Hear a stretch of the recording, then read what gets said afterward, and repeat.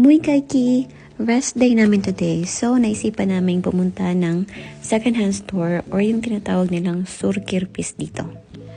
Mga 20-minute walk siya from our apartment at medyo gloomy yung day-to-day pero walang makakapigil sa amin. Nakarating kami mga 8:30 kaso 10 a.m.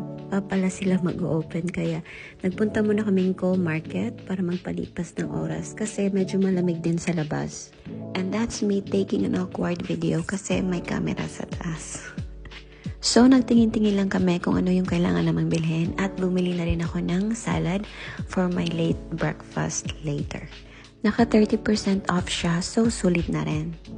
So, after namin sa co-market, nagpunta na kami sa Surkirpis at nagantay na lang kami na mag-open yung store.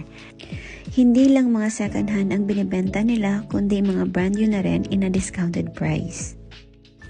Marami ka talagang pagpipilian dito pero ang pakay talaga namin ay tumingin ng mga autumn jackets. Patapos na kasi ang summer kaya medyo maulan-ulan na at malamig na ang panahon. Dito kami sa may mga brand new na aisle pero naka 50% off yung mga jacket. Nakakalito pumili kasi magaganda silang lahat at saka komportable din. Pero sa huli, ito yung napili ko kasi medyo waterproof na siya at saka may hood at saka yung color niya is neutral lang kaya pwedeng bagayan sa lahat ng outfit. After nun, nag-ikot-ikot muna kami at nagtitingin-tingin ng mga working clothes like t-shirt at saka yung mga pants na hindi masyadong makapal. Pagkatapos namin sa second-hand store ay umuwi na kami at naabutan pa nga kami ng ulan.